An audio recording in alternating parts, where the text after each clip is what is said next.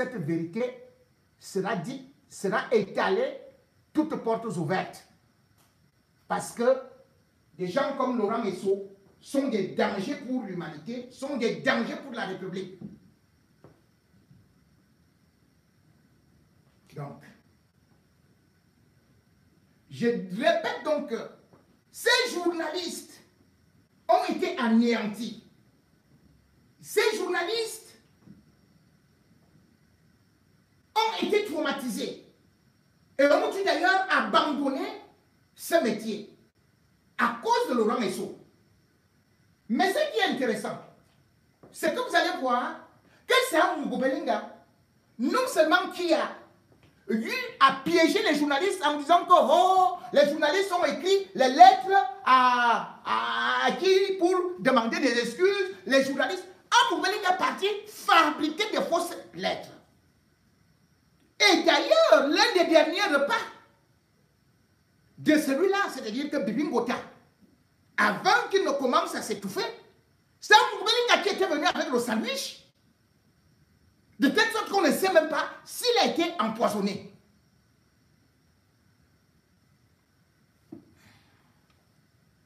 L'affaire de Bibi Ngota est d'autant plus grave que vous allez vous rendre compte que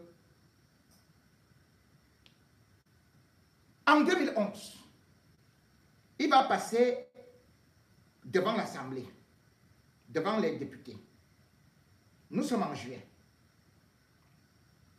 Les députés vont lui poser la question sur l'assassinat de Bibi Ngota. Il va dire c'est qui? Je n'ai même jamais porté plainte. Je ne sais même pas de quoi est-ce qu'il s'agit. Voilà comment est-ce que Laurent Esso a répondu. Qu'il n'a jamais eu de contact avec lui. Sur l'assassinat de Charles Atebayene. Charles Atebayene dit que Laurent Esso l'a appelé. Parce que Laurent Esso a toujours utilisé un Mugobelinga dans le milieu journalistique pour piéger les gens et pour les assassiner. Regardez ce qui s'est donc passé dans l'assassinat de Martinez Zogo. C'est lui qui a appelé au téléphone Danoué pour lui dire finissez le travail. Mais vous voyez, c'est pas le travail que fait maintenant un soi-disant journaliste qui n'a jamais travaillé quelque part en Europe, mais qui ne travaille que pour ce clan de destructeurs. Vous connaissez ce qu'il écrit? Il dit que Laurent Esso ne pouvait pas donner d'ordre. Parce que Laurent Esso n'a pas de téléphone. Vous pouvez croire à ça. Que Laurent Esso, un ministre d'État, n'a pas de téléphone. Même au cabinet, n'est-ce pas que dans tout ministère a les téléphones, non? Ta secrétaire, tu fais comment? Le secrétariat n'a pas de téléphone, ton bureau n'a pas de téléphone. Et si Paul Biya veut t'appeler, tu n'as pas de téléphone. Même un préfet, avant de se déplacer, il doit demander autorisation. Il doit être joignable. Un gouverneur doit être joignable. Tout membre du gouvernement doit être joignable. Même Paul Biya, qui est le président, n'ayant pas de téléphone, il a un téléphone. C'est-à-dire qu'il ne décroche pas lui-même. Mais c'est Fouda, le contre-amiral, qui décroche. Et quand il est à la maison, qui décroche? C'est le maître d'hôtel. Comment on peut dire en 2023 que Laurent Esso n'a pas de téléphone? Alors que je vous ai présenté ici, non seulement les WhatsApp où on groupé avec lui, on le voit aller à tel ou tel endroit avec le téléphone. Paul Biya doit parler et tout à quelqu'un, lui donner des instructions. Le chef du gouvernement, qui est le premier ministre, doit lui dire ceci et cela. Et lui n'a pas de téléphone. Et vous croyez en ça? Dans son bureau, on a détaché tous les téléphones. Chez lui, au domicile, on a détaché tous les téléphones. Mais comme le mensonge est petit, le mensonge a des jambes courtes. Écoutez ce témoignage de Charles Atebayene. Écoutez. Vous allez écouter. Vous allez écouter. Je voudrais dire aux Camerounais que M. Laurent Esso est de la race des Camerounais dont il faut se méfier. Un peu de mesure, Camille. Je connais Laurent Esso plus que beaucoup d'entre vous. Écoutez, le fils m'a appelé au téléphone, je ne sais pas qui lui a donné mon numéro, il m'a reçu dans son téléphone. Il était ministre de l'Action extérieure. Je n'ai jamais eu à entretenir de commerce avec Laurent Esso. Il m'a appelé au téléphone, ce que je n'ai pas accepté, et il m'a reçu deux fois. Je crois qu'il voulait me recruter dans les sectes. Non. Vous n'étiez pas là. Et je vais vous dire ce qui s'est passé par la suite. Il m'appelle. Il me dit, je m'appelle Laurent Esso. Je dis, Seigneur, ce monsieur, comment il peut m'appeler? Je n'ai jamais traité avec lui. Il est ministre de la Relation extérieure. Il doit me recevoir à 16h. J'arrive à 16h, je trouve qu'à partir de la guérite, on m'attend comme si on attendait un chef de l'État. Il reçoit à son bureau, il a parlé pendant... Il m'a donné 100 000 francs. Et il a fait... C'est comme si j'avais raté un examen. Et quand Bibi Gota est mort, Bibi Gota était mon ami. J'ai dit que c'est Laurent Esso qui a tué Bibi Gota. J'ai écrit ce que je vous dis là. J'ai écrit, c'est dans le journal d'une semaine après la mort de Bibi Gota, parce que Bibi Gota m'avait déjà dit qu'il était menacé. Et je lui dis que Laurent Esso, qui est d'Edo, doit prendre...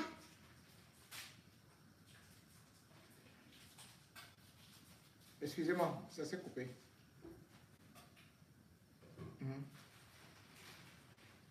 Bon, on va reprendre. Vous avez suivi. Le plus important, c'est que Charles Atebayele vous dit ici que Laurent Esso l'a appelé au téléphone. Comment est-ce possible qu'on vous dise aujourd'hui que Laurent Esso n'a pas de téléphone? Réécoutez bien. Réécoutez. Réécoutez. Vous allez écouter.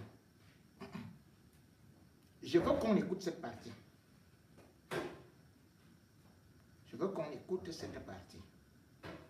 Où chaque... On peut dire aux Camerounais que M. Laurent Esso est de la race des Camerounais dont il faut se méfier. Un peu de mesure, Camille. Je connais Laurent Esso plus que beaucoup d'entre vous. Ce monsieur m'a appelé au téléphone, je ne sais pas qui lui a donné mon numéro, il m'a reçu dans son téléphone.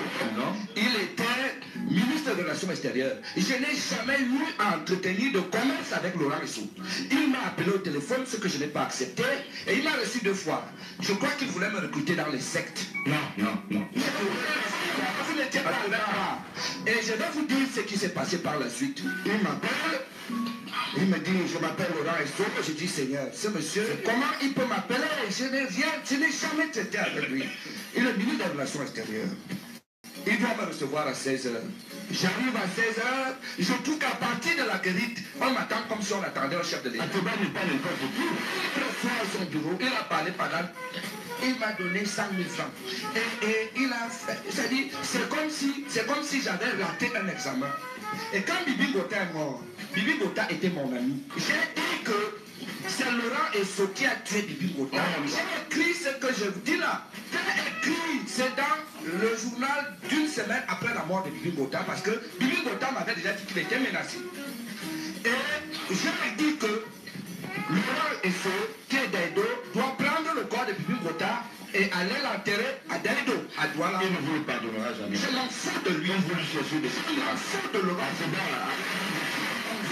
Je m'en fous de lui. Moi, je passe lui.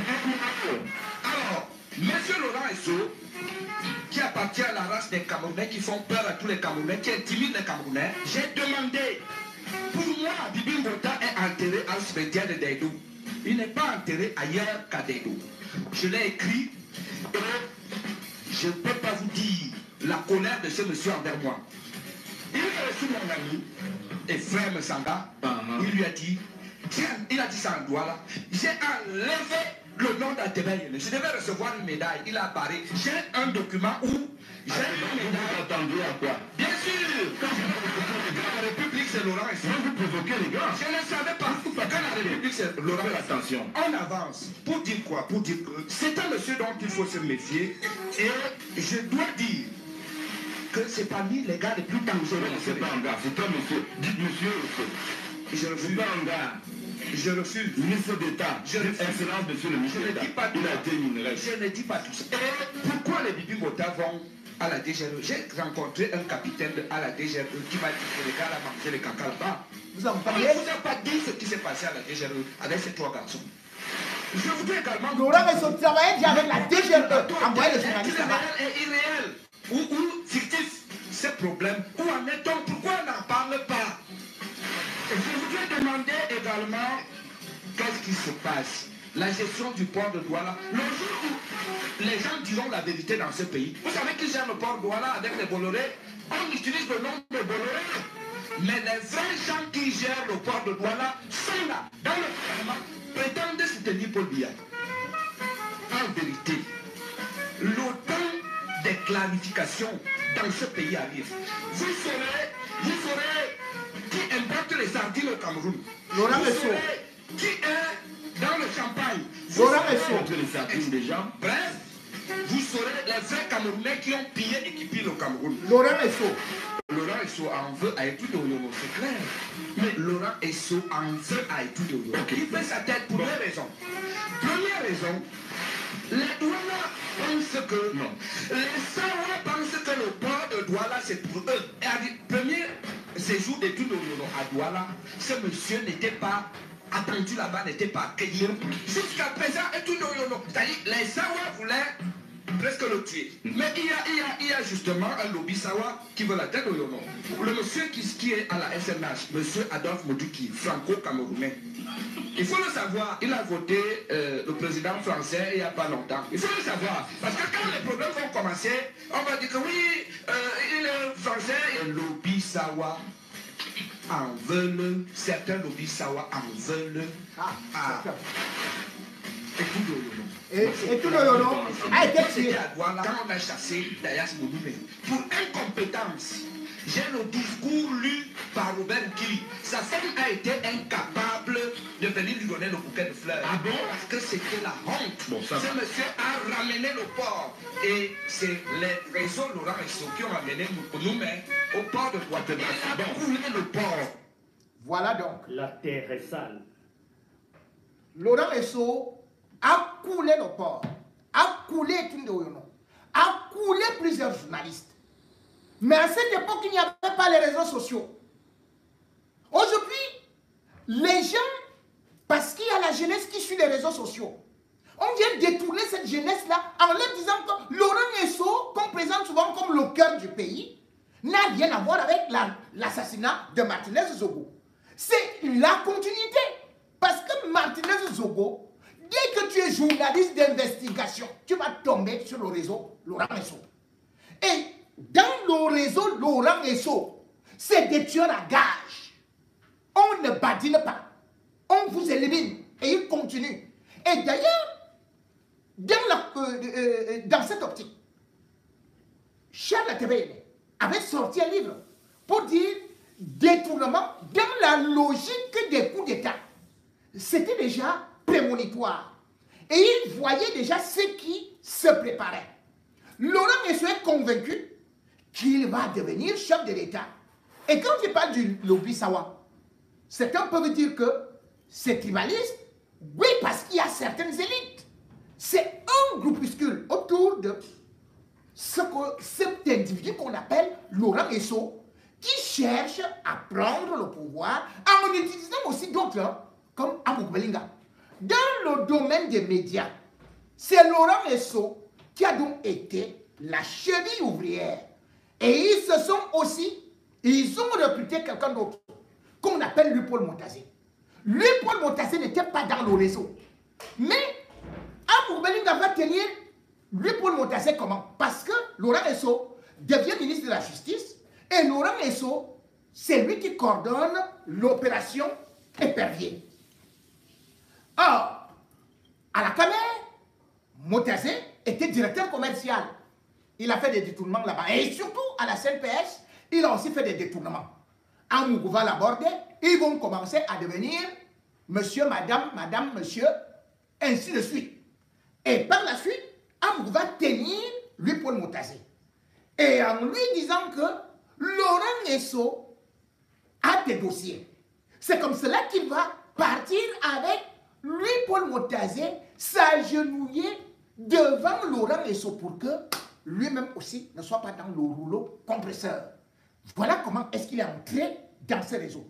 Quand on parle de la ligne 94, de la ligne 65, c'est les lignes qui sont exploitées depuis l'époque où Laurent Esso était secrétaire général, ministre d'État à la présidence de la République et où ils organisaient déjà l'assassinat des journalistes, comme vous pouvez le constater, Bibi Ngota, qui est quand même, jusqu'à présent, la justice n'a pas été rendue, ou encore, Dr Charles Lakabe-Yene, qui porte la griffe Laurent Esso et Jean-Pierre Amoubelinga par rapport à cet assassinat odieux.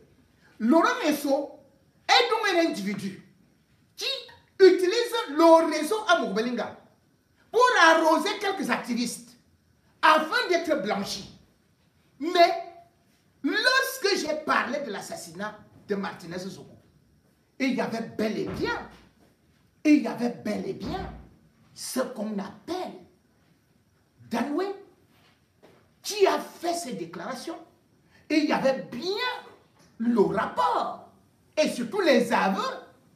Et dans la deuxième audition, il parle de lui, Paul Motazé.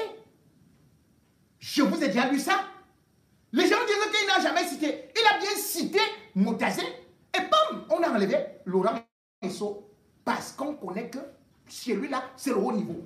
Mais dans la confrontation avec Amoubelinga, je vous ai présenté les documents, c'est-à-dire devant la commission mixte. Comment on peut dire que Laurent Esso n'a jamais eu de téléphone de sa vie? C'est pas possible. Ses enfants parviennent à leur joindre comment? Ces petites et ces petits, le joignent comment? C'est quelle histoire ça?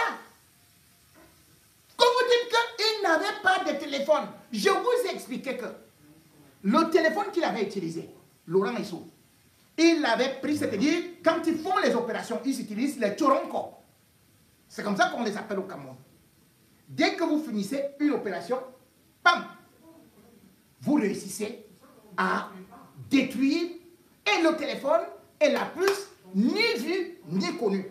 Mais il continue à avoir un téléphone, puis c'est dit qu'aucun ministre ne peut rester dans son cabinet sans téléphone. Mais et que Laurent Esso est le cerveau de la plupart des crimes qui ont été organisés. L'assassinat de Martinez Zogo ne vient qu'à ce que les autres assassinats l'ont précédé. Mais il n'y a pas eu cette ferveur populaire. Il n'y a pas eu cette douleur. Il n'y a pas eu justement cette mobilisation, comme actuellement dans des réseaux sociaux. Si vous n'auriez pas été là, si nous n'étions pas là, l'affaire Martinez Zogo serait tombée comme ça là. Laurent Esso aurait acheté un hebdo, comme d'habitude. D'ailleurs, il n'achète pas, il est financier là-bas. Il est d'ailleurs partenaire d'Amoubelinga avec Vision Finance. Il aurait utilisé tout son réseau pour essayer encore de se blanchir. Mais trop, c'est trop. Avec autant de cadavres dans les placards, avec autant de crimes, autant de sang, que cet individu, aujourd'hui quand on parle d'un homme aussi grand comme Charles Lakabe-Yene, qui vous dit que Laurent Esso l'a appelé au téléphone, mais quelqu'un va vous écrire demain, il va vous dire que Laurent Esso n'a jamais appelé Charles Lakabe-Yene. Bibi Ngota dit, Laurent Esso m'a appelé au téléphone. Quelqu'un se lève, Laurent Esso ne t'a jamais appelé au téléphone. C'est comme ça qu'ils ont fait pour camoufler les assassinats de Laurent Esso. Et c'est comme ça qu'ils cherchent maintenant à sortir Laurent Esso, cerveau de ce crime, qui a demandé de finir le travail. Laurent Esso doit être interpellé. Laurent Esso doit expliquer comment il a détourné autant d'argent. Laurent Esso doit expliquer pourquoi est-ce qu'il est l'ami du Zomlo des Zomlo. Vous allez aussi dire quoi? Ils sont amis comment? Un analphabète avec un magistrat hors hiérarchie. Un homme qui n'a jamais été... Mais attendez, quelle est leur relation? Expliquez-nous. La seule relation, c'est le crime organisé. Et ce crime organisé, justement, aujourd'hui, vous allez encore le voir qu'il est même cité par les organismes internationaux. Veuillez m'excuser. Une seconde.